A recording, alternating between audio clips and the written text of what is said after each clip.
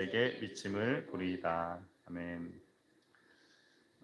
미국의 대선 전국이 요동치고 있습니다. 트럼프 전 대통령이 귀를 감은 붕대가 풀렸는데 상처가 잘 보이지 않아서 실탄이 아닌 파편이 맞은 거 아니냐는 이야기가 나오고 있습니다. 트럼프 대통령 후보의 피격 사건은 바이든 대통령이 후보직을 내놓는 결정적인 역할을 했습니다.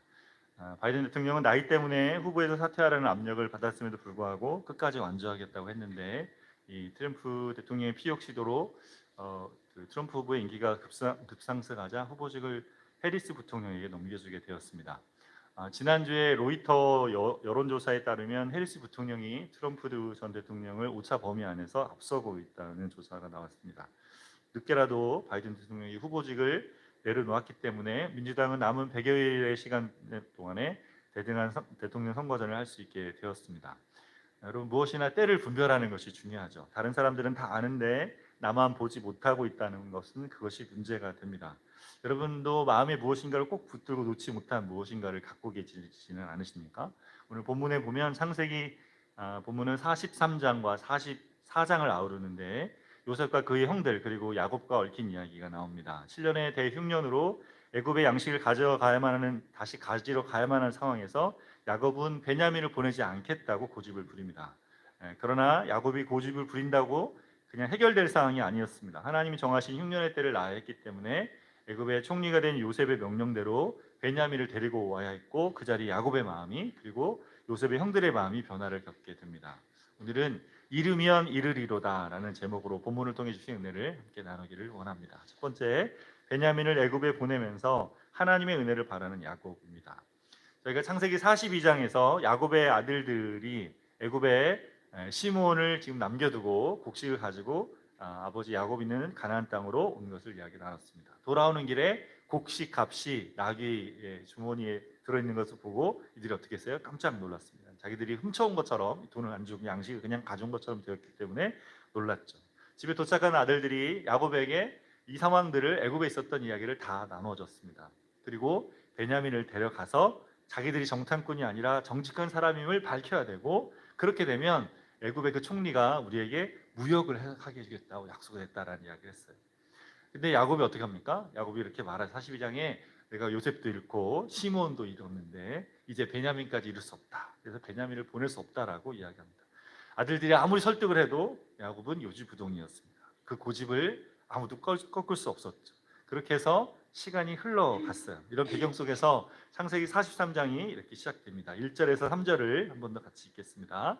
그 땅에 기근이 심하고 그들이 애굽에서 가져온 곡식을 다 먹음에 그 아버지가 그들에게 그들에게 이르되 다시 가서 우리를 위하여 양식을 조금 사오라.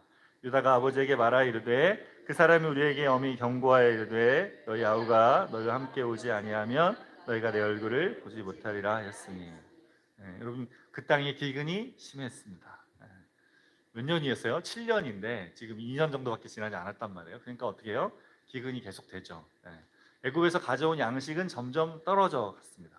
처음에는 몇 달을 그대로 버티면 되겠지. 그러면 이제 비가 내리고 어떻게 해요? 다시 곡식이 나서 양식을 얻을 수 있을 거라고 생각했는데 어떻게 해요? 상황이 변함이 없어요. 시간만 지나고 곡식은 떨어지는데 상황은 전혀 변함이 없었습니다. 떨어지는 양식을 보면서 야곱과 그의 가족들 점점 불안해졌을 것입니다. 여러분, 빨리 결정할 일인데 결정이 늦어지면 그만큼 피해보는 일들이 있습니다. 우리나라에도 의대 정원 확대로 의료계와 정부가 의견을 좁히지 못하고 시간이 길어지고 있습니다. 병원을 떠난 수련생들 대부분이 돌아오지 않고 오히려 사표 수리를 하지 않으면 소송을 하겠다는 그런 상황입니다. 내년에 국가고시 실기시험 응시자가 364명에 불과하다고 이야기합니다. 올해 시험 내년에 응시할 수 있는 대상이 3,200명인데 그 중에 11%밖에 지원하지 않았다는 것이죠. 의정 갈등의 여파가 앞으로도 계속되어지면 수년 동안 이어질 수 있다고 우려하고 있습니다.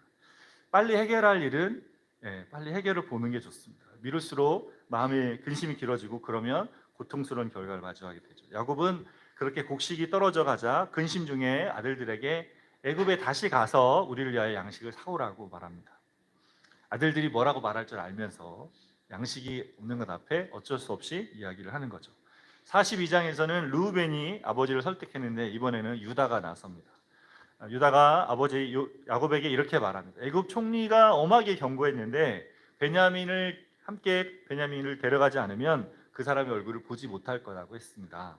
아버지께서요, 베냐민을 우리와 함께 보내시면 우리가 함께 가서 양식을 사올 것이지만 만일 베냐민을 보내지 않으시면 우리는 가지 않겠습니다라고 했어요. 이전에도 들었던 이야기입니다. 다시 한 번 더 듣는 거죠. 팩폭을 받고 있습니다. 야곱이 그 말 듣고 나서 마음이 화가 난 거죠. 그러면서 뭐래요? 어째서 너희에게 다른 동생이 있다고 그 사람한테 말했냐? 그래갖고 나를 이렇게 괴롭게 하냐라고 원망을 합니다. 이미 지나간 이야기잖아요. 이 상황에서 그렇게 원망한다고 꾸짖는다고 달라질 일도 아닌데 야곱이 지금 억지를 부리고 있어요. 왜 이렇게 억지를 부립니까? 베냐민을 내놓고 싶지 않아서 그렇죠. 베냐민을 보내고 싶지 않은 마음에 야곱의 판단이 흐려져 있습니다. 이런 상황에서 이런 표현은 문제를 해결하는 것이 아니라 문제를 더 악화시키는 거죠. 그래도 유다가 마음을 잘 추스리고 이렇게 답합니다. 그 사람이 그렇게 물어보는 거예요. 아버지가 살아계시냐? 아우가 너희한테 있냐? 이렇게 물어봐서 이렇게 대답한 것 뿐이에요. 그 사람이 아우를 데려오라고 할지를 우리가 어떻게 알았습니까? 이렇게 말합니다. 아버지를 마음을 이렇게 불편하게 하지 않으면서 아버지를 설득하고 있습니다. 그러면서 계속 이렇게 이야기합니다. 8절 말씀입니다. 같이 보겠습니다. 유다가 그의 아버지 이스라엘에게 이르되 저 아이를 나와 함께 보내시면 우리가 곧 가리니 그러면 우리와 우리 아버지와 우리 어린이들이 다 살고 죽지 아니하리이다. 유다가 뭐라 그래요? 베냐민을 가리켜서 저 아이와 함께 가야 됩니다 했어요. 여러분, 베냐민은 당시에 아이가 아니었습니다. 요셉의 나이는 몇 살이었어요? 39살이었어요. 가나안 땅에 정착해서 라헬이 베냐민을 낳다가 산고로 죽었습니다. 야곱은 요셉을 외삼촌 라반이 있던 바단 아람에서 살던 14년째 낳았는데 바단 아람에서 20년을 보내고 돌아왔으니까 그리고 베델에 머물다 헤브론에 정착하면서 베냐민을 낳았습니다. 그래서 요셉과 베냐민의 나이 차이는 6년에서 10년 정도의 차이로 봐야 됩니다. 그러면 베냐민은 30대 초반 정도 되는 거죠. 창세기 46장 8절과 21절 나중에 보면 야곱이 가족들을 데리고 가는데 가족들 명단이 나오는데 베냐민이 자녀들이 있어요. 아들이 10이나 됩니다. 10명의 아들들이 지금 나와요. 명단이 나오는 이게 시간이 지나는 게 아니라 내려갔다 올라와서 데리고 나가잖아요. 그러니까 몇 년이 흐르는 게 아니라 그 당시에 베냐민은 아이가 아니라 이미 가정을 둔 가장이었어요. 근데 왜 베냐민을 저 아이라고 부릅니까? 저 아이. 왜 그렇게 불러요? 야곱이 베냐민을 아이라 부르는 거야. 아야 이렇게 그냥 부르는 거야. 다 있는데 결혼도 했는데 우리 애기 이렇게 부르고 있다는 거죠. 지금 그런 상황입니다. 야곱이 늘 뭐예요? 품에 품고 있는 아이. 성인이 되었지만 여전히 아이처럼 보호해야 하는 그런 아이로 자랐기 때문에 그런 거죠. 그런 그 자리에 유다가 야곱이 감싸는 것을 그대로 받아서 한 말이 저 아이라는 이야기예요. 아버지가 부르는 아이, 저 아이 데려갔다 올게 이렇게 말한 거예요. 아버지가 그런 거 하는 거 볼 때마다 마음이 어떻겠어요? 불편했을 것입니다. 근데 요셉을 죽었다고 속인 후에 고통받는 아버지의 모습을 보는 것 또한 정말 괴로웠을 거예요. 그 아버지 야곱이 이 아이 베냐민을 아이라 부르면서 이렇게 20년 넘게 애지중지하는 것을 이렇게 고통 중에 지켜봐야 됐던 거죠. 여러분, 이런 가족 관계는 건강한 관계가 아닙니다. 요즘 개척학교 2학기 과정으로 제가 받는 수업이 있는데 상담 코칭을 받고 있어요. 상담 코칭 3시간씩 받는 게 매주 받는 게 저녁에 아주 고됩니다. 근데 또 재미도 있습니다. 몇 주 전에 받은 코칭 중에 가족관계 이해라는 강의가 있었는데 거기서 가족관계에서 나타나는 특징 몇 가지를 이야기해 줍니다. 여러분, 2가지 정도 소개할 텐데 그 중에 순환적 인과론이라는 게 있습니다. 가족들끼리 뭐냐면 가족들끼리 서로 원인과 결과를 악순환해서 반복한다. 순환적 인과론. 원인과 결과. 이게 무슨 말이냐? 부부끼리, 부모와 자녀들끼리 반복해서 잘못한 것에서 서로에게 책임을 돌린다는 거죠. 아빠가 욕하니까 내가 말 안 듣는 거예요. 네가 말을 안 들으니까 내가 소리 지르는 거지. 계속 그러는 거예요. 이렇게 돌아가는 거죠. 네가 그랬으니까, 아빠가 그랬으니까, 엄마가 그랬으니까 이렇게 핑계 대면서 서로 이렇게 하는 겁니다. 당신이 잔소리하니까 내가 늦게 들어오는 거야. 당신이 집에 늦게 들어오니까 내가 잔소리를 하는 거지. 이것도 왔다 갔다 합니다. 계속 이게 가족관계에 살다 보면 여러분 그렇지 않습니까? 여러분 싸울 때 잘 보시면 그렇게 하고 있어요. 이렇게 서로에게 당신이 그랬으니까 내가 이러는 거지. 이거를 오래 살다 보면 이게 섞여가지고 처음에 분명히 누군가가 잘못했는데 이게 반복하다 보면 왔다 갔다 하다 보면 어떤 상황이 되어지면 이거 계속해서 돈다는 거죠. 이런 상황이 되어집니다. 여러분 이건 어떻게 해서 생긴 겁니까? 상황을 자기중심적으로 이해하기 때문에 모든 상황이 내 중심에서 이해할 때 그렇게 됩니다. 이거를 끊으려면 어떻게 해야 되냐? 객관적으로 자기 자신과 이 상황을 잘 인식할 수 있어야 됩니다. 지난 것 같다고 하지 말고 지금 그 상황만 딱 보고 거기서 뭐가 문제인지를 잘 알아야 된다 알겠습니다. 제가 오늘 말하고 싶은 거는 그게 아니고 두 번째입니다. 두 번째. 또 하나의 특징이 뭐냐면 관계성과 개별성. 가족들 안에는 관계성과 개별성의 건강함이 있어야 되는데 이게 잘못될 때, 건강하지 않을 때 가족들의 관계의 욕구가 커져서 의존성이 높아지면 융합이라는 게 일어나고 독립적으로 살고 있는 욕구가 너무 크면 정서적인 단절이 일어난답니다. 이게 이제 좀 건강하지 않은 관계죠. 정서적으로 단절되거나 융합이 너무 관계가 친밀해서 융합이 일어나는 거. 건강한 가족 관계는 개별적으로 활동하면서도 친밀한 관계를 유지하는 것인데 이것을 분화라고 말합니다. 개별적으로 독립적으로 활동하면서도 친밀함을 유지하고 있는 관계, 이걸 분화랍니다. 정서적 단절이나 융합은 관계를 어렵게 하는데 분화가 잘 되어야 건강한 관계가 됩니다. 여러분 부부가 가정의 기초죠. 부부가 정서적으로 친밀함을 느끼지 못할 때 다른 친밀한 대상을 부부 사이에 두려고 합니다. 이것을 삼각화라고 말한답니다. 삼각화. 부부 사이에 뭔가가 들어오는 거죠. 이게 삼각화가 생긴 거죠.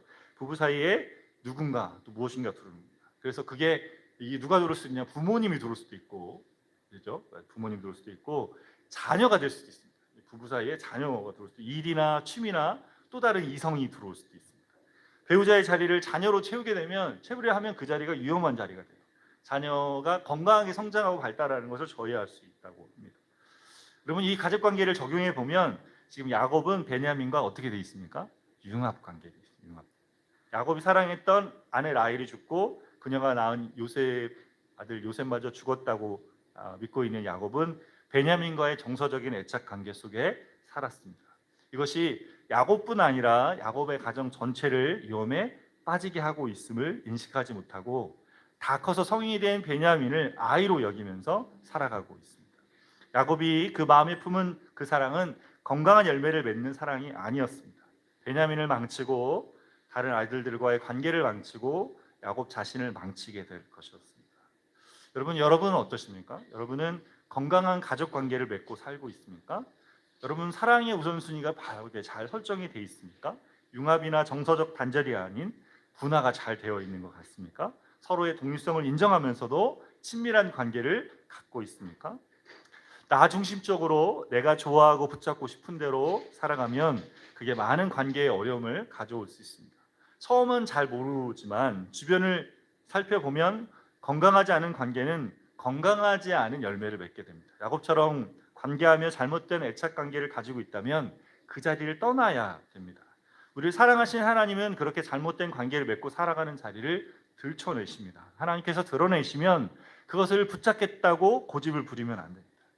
그렇다고 해서 우리가 주장한다고 또 계속 할 수도 없어요. 그것을 빨리 알고 하나님 아버지 앞에 내어드리는 것이 좋습니다.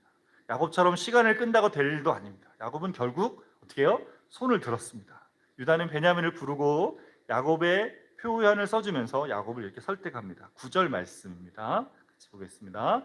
내가 그를 위하여 담보가 되오리니 아버지께서 내 손에서 그를 찾으셔서 내가 만일 그를 아버지께 데려가다가 아버지 앞에 두지 아니하면 내가 영원히 죄를 지으리이다. 유다는 자신이 지금 담보가 되겠다고 말합니다. 자기 손에서 베냐민을 찾는데 내가 베냐민을 데려오지 못하면 아버지 앞에 영원히 죄인으로 살겠다 말합니다. 42장에서 르우벤은 뭐랬어요? 베냐민을 자기가 책임지고 데려오겠다 말하면서 뭐라 그랬어요? 안 데려오면 내 두 아들을 죽이십시오. 이렇게 하겠어요. 자기는 죽는다고 말하지 않고 아들 줄을 죽이라. 못 믿겠는 거죠. 네 말은 진짜 못 믿겠다. 그런데 유다가 뭐예요? 내가 죽겠습니다. 내가 책임지겠습니다. 이렇게 말하고 자기 목숨을 내놓으면서 이 생명을 다해서 이 일을 책임을 지겠다고 이야기하니까 유다의 이 말에 야곱도 지금 상황을 보니까 다 죽게 생겼거든요. 이게 안 하면 안 되겠거든요.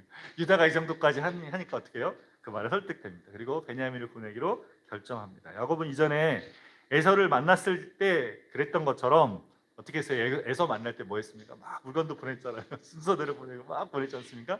지금도 그래요. 애굽의 총리를 만나니까 야, 총리를 좀 마음을 달래야 되지 않겠냐. 그러면서 선물을 엄청 준비합니다. 가나안 땅에 나는 유향과 꿀과 향품과 모략, 유향나무 열매, 감 복숭아 등을 가져오게 합니다. 그리고 2배의 돈을 가져가는데 처음 가져갔던 그 돈, 그것도 갖다 줘야 되고 양식을 또 사야 되니까 그것도 또 가져가라 이렇게 얘기합니다. 그런 후에 베냐민을 데려가라 하면서 이렇게 말합니다. 14절 말씀입니다. 같이 읽겠습니다. 전능하신 하나님께서 그 사람 앞에서 너희에게 은혜를 베푸사 그 사람으로 너희 다른 형제와 베냐민을 돌려보내게 하시기를 원하노라. 내가 자식을 잃게 되면 이르리로다. 이거 다 하고 자기 할 거 다 한 다음에 이제 뭐 합니까? 전능하신 하나님을 의지합니다.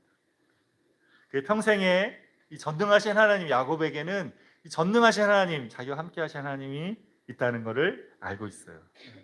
평생에 그와 함께 하시며 그를 돌봐주셨던 하나님을 의지합니다.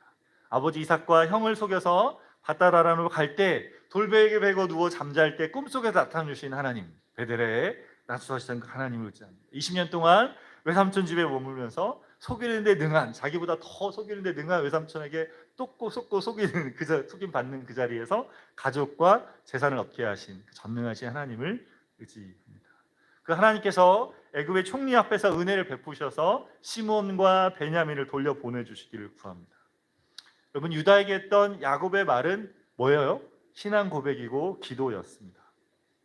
야곱의 인생길에 늘 함께하고 계시며 그에게 은혜를 베푸신 하나님께 드린 간구였습니다. 하나님, 이렇게 은혜를 베풀어 주십시오. 저의 인생에 이렇게 함께 하셨던 하나님, 이제 가는 길 발걸음에 이렇게 함께해 주십시오라고 구하고 있었던 것이죠. 이 간구 끝에 야곱이 뭐라고 했습니까? 내가 자식을 잃게 되면 이르리로다 했습니다. 여러분, 야곱의 마음이 어떤 마음이에요? 베냐민을 하나님께 맡겨드린 마음. 베냐민을 놓아준 거죠. 하나님 앞에 맡겨드린. 그동안은 내 손에 내 품에 내 아이 이렇게 품었다가 어떻게 해요? 맡겨 하나님께. 아이를 잃으면 이르리로다. 누구한테 맡기는 거예요? 하나님께. 잃으면 이르리로다 맡겼습니다. 하나님께 모든 걸 맡기고 하나님께서 하실 일만을 온전히 바라보고 있는 것이죠. 여러분, 이것이 뭐예요? 이것이 신앙입니다. 신앙은 인격적인 신뢰이고 전적인 의존입니다. 하나님의 하나님 되심과 그분의 능력에 우리의 모든 것을 맡기는 것입니다. 야곱은 평생 하나님을 믿고 그분을 의지하고 살았지만 아내 라헬과 요셉과 베냐민을 향한 그의 사랑은 건강하지 못했습니다. 이들과의 가족관계에서는 하나님을 믿고 신뢰하며 건강한 분화로 나아가지 못했던 거죠. 모든 영역이 다 그렇게 하나님 앞에 세워지지 않았단 말이에요. 야곱의 삶에서. 아시겠죠, 여러분? 그렇게 하나님 이스라엘이 될 만큼 다리를 저는 정도까지 갔지만 지금 야곱의 모습 안에 어떤 부분, 이 부분이 가지고 있는 부분이 아직 남아 있는 거죠. 오히려 이 관계 속에 집착하고 의존한 가족 관계 전체를 위협하는 상황 가운데 나아가고 있었던 것이죠. 주님은 이것에 대해서 야곱에게 도전한 것처럼 우리에게도 도전하십니다. 여러분, 누가복음 14장 26절에 주님이 이렇게 말씀하십니다. 무릇 내게 오는 자가 자기 부모와 처자와 형제와 자매와 및 자기 목숨까지 미워하지 아니하면 능히 나의 제자가 되지 못한다고 말씀합니다. 여러분, 이게 무슨 말씀이에요? 전 처음에 이거 말씀 보면서 저기 중고등학교 때 이 말씀 보면서 너무 어려운 말씀이다. 야, 이게 정말 이걸 어떻게 하라, 우리가 부모를 떠나야 되나, 우리 처자를 어떻게 미워하지, 이런 생각을 했어요. 근데 주님이 여기서 말씀하시는 게 뭡니까? 주님이 가족들을 사랑하지 말라는 게 아니에요. 주님이 말씀하신 건 뭐냐면 주님이 주시는 사랑으로 주님이 주시는 관계 속에 우선순위 설정을 주님께 먼저 두라는 겁니다. 가장 먼저 가장 소중한 관계가 주님과 우리의 관계고, 그것이 심지어는 내 목숨을 사랑하는 것보다 더 해야 된다라고 말하는 거예요. 죄로 인해 깨어진 우리의 내면으로는, 우리의 왜곡된 사랑으로는, 우리의 자연적인 모습으로는 주님이 주시는 생명, 주님이 주시는 참된 삶을 바르게 살아갈 수 없다라고 이야기하시는 겁니다. 우리 안에 감춰진 마음에 주님보다 더 중요하고 더 사랑하는 것이 있다면 그것을 주님께 내어드려야 된다고 이야기하시는 거죠. 우리의 사랑의 우선순위가 부모나 처자보다, 심지어 나 자신보다 더 주님이 먼저가 돼야 된다라고 이야기하시는 것입니다. 구약의 에스더서에 보면 에스더 왕비가 했던 결단이 뭐였어요? 죽으면 죽으리다. 하만이 포로로 잡혀온 유다 민족 전체를 죽이려 할 때 이를 알게 된 모르드게가 왕비 에스더에게 도전하는 말이죠. 에스더서 4장 14절에 내가 왕후의 자리를 얻은 것이 이때를 위함이 아닌지 누가 알겠느냐. 에스더는 페르시아의 왕비로 유다 민족 죽음을 모른 채로 그냥 있으면 됐어요. 다른 사람들이 죽었고 에스더는 죽지 않았겠죠. 그러나 에스더는 모르드게의 도전에 결단합니다. 주님을 신뢰하고 주님의 백성을 구하는 일을 위해서 죽으면 죽으리이다라고 결단합니다. 그럴 때 유다 민족뿐 아니라 에스더도 왕궁에서 평안한 삶을 살 수 있게 되었습니다. 여러분, 마음에 주님보다 더 귀하게 품고 있는 것이 있습니까? 사랑의 우선순위가 주님으로 세워져 있습니까? 왜곡된 자아사랑이나 가족사랑으로 마음을 채우고 있지는 않습니까? 여러분, 복음 안에 있는 우리에게 주님께서 물어오십니다. 주님이 이것을 우리에게 물어오시면 어떻게 해요? 그때 지혜롭게 주님, 제가 이것을 잃으면 잃겠습니다. 주님께 내어드립니다. 주님이 더 잘하시기에 주님께 내어드립니다 하시기 바랍니다. 이 고백을 하며 주님으로 우선순위를 삼고 살아가는 지혜가 저 여러분에게 있기를 소망합니다.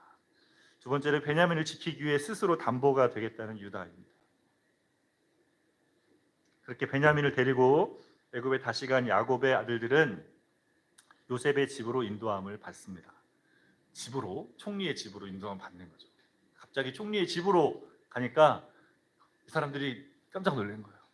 무슨 관공서도 아니고 자기 사적인 집에 가, 그때 돈 가져가가지고 우리를 다 노예로 삼으려는 거 아니야? 막 이렇게 두려워하면서 두려워합니다. 근데 요셉의 청지기가 나와서 야, 걱정하지 마. 너희한테 준 돈을 주신 분은 너희 아버지가 믿는 하나님이 주셨어. 안심시키고 시몬을 감옥에서 꺼내놓고 발을 씻기고 음식을 이렇게 먹을 준비를 하고 요셉이 올 때까지 기다리게 합니다. 요셉이 이제 와가지고 보니까 동생 베냐민이 와 있는 거죠. 베냐민을 보고 나서 너무 막 반갑고 눈물이 왈칵 나가지고 견딜 수 없어서 자기 방으로 가서 한참을 웁니다. 그리고 나와서 형들을 순서대로 앉히고 음식을 나눠줍니다. 형들이 깜짝 어떻게 우리의 순서를 알지? 그래서 깜짝 놀래 있는데 거기에 베냐민 음식을 베냐민에게 5배나 이렇게 막 먹였습니다. 그래서 막 엄청 특혜를 해주는 거죠. 이렇게 해주고 나서 그다음에 어떻게 하냐면 돌아가는데 거기에 은잔을 이 총리가 점치는 잔이라는데 아마 애굽에서 그런 게 있나 봐요. 그 은잔을 베냐민의 자루 속에 넣어놓습니다. 그리고 따르길 가는데 쫓아가가지고 너희가 은잔을 훔쳤어. 그래가지고 살펴보니까 베냐민이 있는 거예요. 그래서 다시 다 붙잡아서 요셉이 집에 다시 다 머물게 됩니다. 그리고 나서 뭐예요? 너희 이렇게 훔쳐와 이게 얼마나 큰 일인지 알고 이러냐 이러면서 신문을 하는데 이때도 유다가 나섭니다. 유다가 은잔이 발견되었으니까 우리에게 잔이 발견됐으니 우리가 다 잘못했습니다. 우리가 다 종이 되고 우리가 다 노예가 되겠다 이렇게 말했어요. 요셉이 뭐라 하냐면 아니 다 괜찮다. 그 은잔이 나온 사람만 노예가 되면 된다. 베냐민만 노예가 된다. 너희는 다 돌아가라 이렇게 했어요. 요셉이 지금 뭐 하고 있습니까? 사실 형들 입장에서는 다 죽을 뻔한 건데 여기서 우리가 다 죽지 않고 베냐민만 놓고 가면 되는 거잖아요. 요셉이 지금 뭐 하고 있는 거예요? 테스트하고 있는 거예요. 20년 전에 나를 버렸던 형들이 지금도 똑같이 베냐민을 버리는지 안 버리는지 보겠다 이런 거죠. 그래서 지금 그렇게 시험하고 있는 자리. 요셉을 노예로 팔았던 형들이라면 충분히 어떻게 해요? 베냐민을 두고 갈 것이었죠. 근데 20년이 흐르는 동안에 이 형들의 모습이 좀 달라져 있습니다. 대표적으로 누가 달라졌어요? 유다의 모습이 달라졌습니다. 앞에서 말한 것처럼 아버지의 마음을 헤아리어서 베냐민을 이 아이로 부를 뿐 아니라 아버지와의 약속을 지키기 위해서 요셉에게 이 상황들을 자세히 이야기합니다. 저희가 읽었던 44장의 끝부분이 지금 반복되는 것 같지만 요셉에게 이제 이야기하는 아버지와 이야기했던 대화가 뭔지를 애굽의 총리 앞에서 그것도 총리가 점치는 그 은잔을 훔친 죄인이니 엄청난 죄를 진 거죠. 그런 자리에 뭔가를 말한다는 것 자체가 목숨을 걸고 하는 건데 이렇게 이야기합니다. 양식을 가지고 가나안 땅에 가서 아버지와 있었던 이야기를 자세히 설명하면서 그러면서 아버지의 생명과 이 아이의 생명이 하나로 묶여져 있다.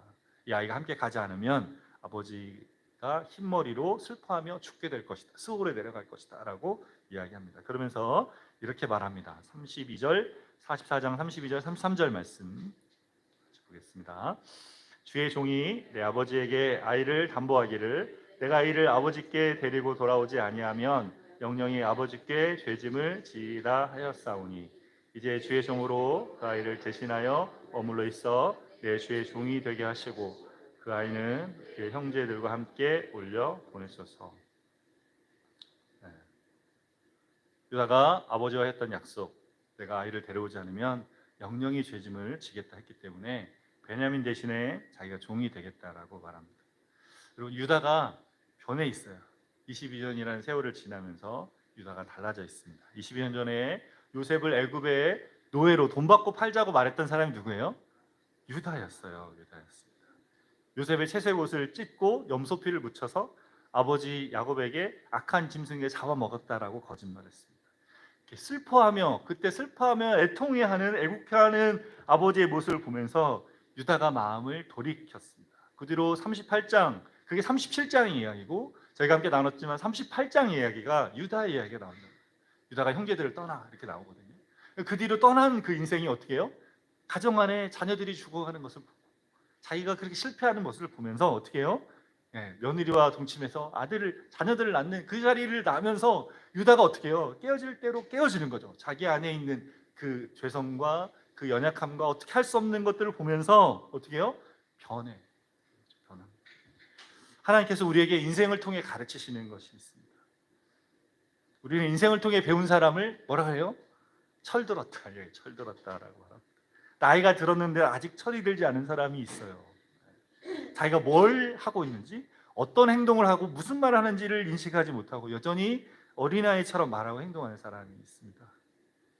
그런 사람은 하나님이 우리에게 삶을 통해 가르치시는 것을 아직 잘 배우지 못한 사람. 그런 사람은 복음 안에 머물면서 주님께서 우리에게 주신 것을 잘 배울 수 있어야 됩니다.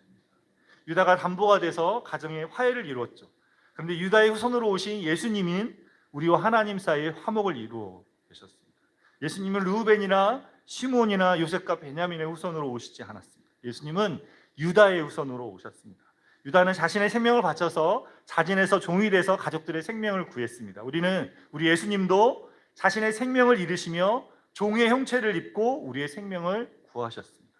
아버지의 뜻에 죽기까지 순종하시며 하나님의 뜻을, 우리를 구원하시는 하나님 뜻을 이루셨습니다.